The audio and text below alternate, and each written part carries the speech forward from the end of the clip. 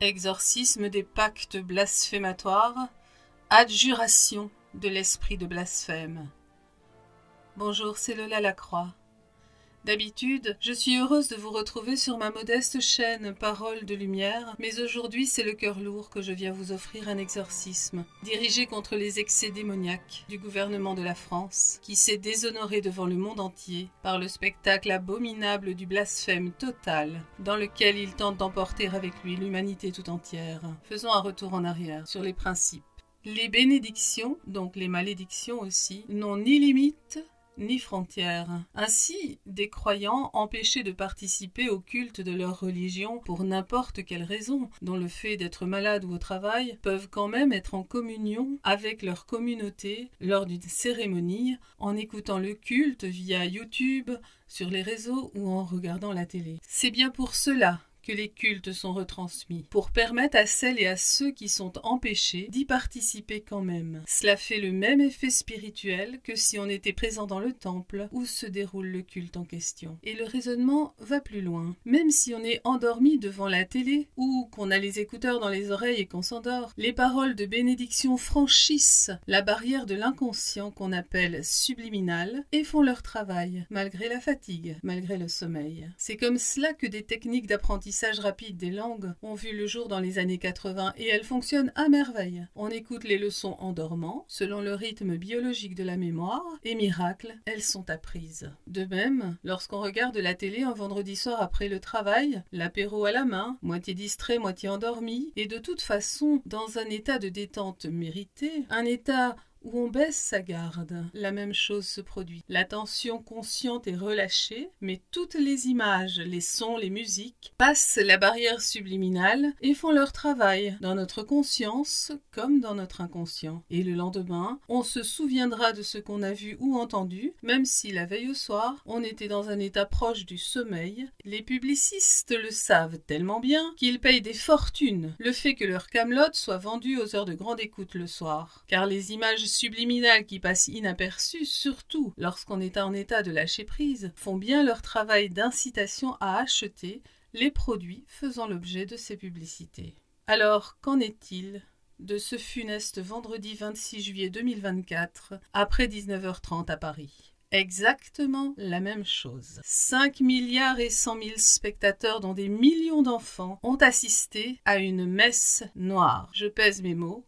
Ont assisté à une messe noire sans le savoir. On y a représenté symboliquement la Sainte Seine tournée en dérision et en dépravation. On y a vu Caron, le passeur de mort portant la flamme, ravi à 3 enfants innocents. On y a vu le veau d'or. On y a mis en scène le chevalier de l'Apocalypse, emportant derrière lui toutes les nations. On y a vu un sacrifice de sang tourné en rigolade, pauvre Marie-Antoinette. On y a entendu des chants lénifiants, destinés à mieux endormir la foule, à lui faire dire par la suite qu'il y avait quand même des beaux moments dans toute cette fange. Même le jour, un vendredi, n'a pas été choisi au hasard. Le vendredi est le jour de la mise à mort de Jésus-Christ, et au crépuscule de ce jour-là, sa descente au tombeau, appelée en latin infernis, c'est-à-dire ce qui est en bas. Tous les signes étaient déjà réunis à Marseille lors de l'arrivée de la flamme sacrée en sol français, mais qui les a vus? Et maintenant, ils ne se cachent plus. Ils sont montrés devant tous, à une heure où tous étaient devant leur petit écran pour assister innocents à des jeux sportifs qui portent à l'excellence, qui portent à l'union des peuples. Et à la place, ils ont récolté une orgie démoniaque, ultra médiatisée. Chaque spectateur de la cérémonie du 26 juillet a participé sans le savoir à cette messe satanique où le culte luciférien a reçu sa part du pacte aussi, dans ce Paris où en 2019 s'ouvrait en grande et discrète pompe l'église sataniste de France. Et ce 26 juillet 2024, l'antique ville lumière est devenue la ville des ténèbres. Un pacte a été conclu par les dirigeants qui savaient parfaitement ce qu'ils faisaient, signant le projet, son budget, financé par toutes les nations, par l'Union européenne, par les impôts du peuple français. Un pacte signé en son nom et à son insu. Pacte démoniaque, à la cérémonie d'ouverture duquel on l'a fait participer sans qu'il en ait conscience. Et ne cédons pas a posteriori à la manipulation, à ce discours nous faisant croire que nous manquons d'humour et de culture. Cela aussi fait partie de la banalisation de ce qui a été fait ce funeste vendredi-là. Cela fait partie de la volonté de division de l'opinion. D'ailleurs, les gens se crêpent le chignon depuis. Le démon divise. Les techniques audiovisuelles ont constitué le vecteur absolu pour répandre dans le monde entier, tel un virus spirituel, l'infâme. Il est urgent que nous nous défaisions tous de ce pacte. L'Église chrétienne organise des cérémonies de réparation, comme à Nîmes, ce samedi 3 août, mais cela ne suffira pas. Beaucoup d'esprits critiques et éclairés, de tous bords, laïcs ou religieux, tentent de nous ouvrir les yeux, mais cela ne suffira pas. Et je ne sais pas ce qui fera bonne mesure. Mais je retrouvais une vieille prière datant du XVIe siècle que j'ai adaptée, et c'est un exorcisme plein de lumière. Depuis, je le dis et je le redis, et vous de votre côté si vous l'acceptez, écoutez-le, écoutez-le. Acceptez-le, écoutez-le autant de fois que vous le pourrez, afin qu'il purifie par la lumière les champs énergétiques malmenés. D'ailleurs, n'aviez-vous pas ressenti cette fatigue écrasante dans les jours précédents et suivant cette affaire ? Réarmons-nous. Réarmons-nous pour défendre les lois sacrées de Dieu et de l'univers. Empêchons cette génération de sombrer au nom sacré de Jésus-Christ pour nos enfants.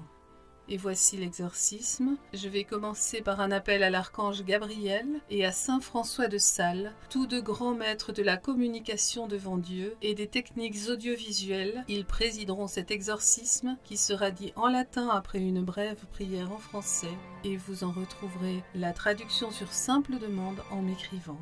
Maintenant, je vais vous demander de vous signer en n'oubliant pas la Mère de Dieu. In nomine Pater, et Filii, et Spiritus Sancto, et Mater Dei. Avec toi, saint François de Sales, je dis au Seigneur, fais de moi l'instrument de ta paix. Là où il y a l'erreur, que je mette ta vérité. Là où il y a le doute, que je mette la foi. Là où il y a la division, que je mette l'unité. Là où il y a les ténèbres, que je mette ta lumière. Et je t'appelle et je t'invoque, bien-aimé archange Gabriel, toi la force et la puissance de Dieu, viens rétablir la divine lumière sur ce monde. Aor Gabriel, tepotras agera sideras. Aor Gabriel, tetraton anaton créaton. Aor Gabriel, imperas pantocratas. Saint Gabriel, toi le protecteur des techniques audiovisuelles, cinéma, radio, télévision, réseau, intercédez auprès du Maître divin pour que nous puissions utiliser pleinement ces moyens puissants pour annoncer à tous les vérités et pour indiquer la belle route à suivre dans la lumière. Que ces dons de Dieu servent à l'élévation et au salut de tous et jamais à l'avilissement des êtres humains. Que chacun de nous accueille le message d'amour de Jésus-Christ. Saint Gabriel prie pour nous. Prie pour tous les utilisateurs des techniques audiovisuelles et pour nous qui les écoutons. Amen. En union d'esprit à présent, prenons autorité sur toute messe noire partout dans le monde à compter de ce jour. Quia lux semper vincere tenebras, car vous le savez, la lumière est toujours victorieuse des ténèbres. Adjurote, omnis malitiae et blasphemiae primum autorem, rebellionis principem, pravitatis artificem, imperium terrestrem. Adjurote, ejectum, ex alto lucis contubernio, et in tenebrosam abyssum propter elationem delapsum. Adjurote, et omnem potestatem unaticum dejectam, recta tricem tui proposisti. Adjurote immunde spiritus, per Deus Sabaoth, per Deum Adonai, per Deum omnipotentem, per omnem virtutem angelorum ipsius. Exi et recede, ab mundo imperio Dei. Adjurote per Deum qui verbo omnia condidi, et per Dominum nostrum Iesum Christum, unicum filium ipsius, qui ante saecula ineffabiliter, ex eo, et ex mater verbi genitus est, qui invisibilium et invisibilium creaturam fabricatus est, qui secundum sui imaginem humanum fixit, et angelorum presidium univit, qui olim peccatum cataclysmo diluit, et abyssos, quae sub caelo aperuit, et gigantes impie agentes perdidit, et turim pharaonorum dejecit, et sodomorum gomorreaorum quae terram igne divisionis incinerem redegit, et pharaonem tyrannum, et exercitum eius Deo repugnantem, in perpetuum fluctibus demersit, et in pietatis bellum sustulit. Quia magnus est timor Dei, et magna gloria Patris et Filii, et Spiritus Sancti et Mater Dei. Amen. Deus Celorum, Deus Luminum, Deus Angelorum, Deus Archangelorum, miserere nobis, et mane apud nos Domine, mane apud nos Domine. Et tu, qui hoc exorcismus audisti, benedicat tibi Dominus, et custodiat te. Ostentat faciem suam tibi, et misereatur, tui convertat vultum suum a te. Et det tibi pacem Christi. Amen. Cette dernière phrase est celle de la paix, où l'on s'adresse au Dieu de lumière afin qu'il reste auprès de nous, qu'il nous bénisse, qu'il nous garde, qu'il nous accorde de paraître devant lui dans la paix de Jésus-Christ.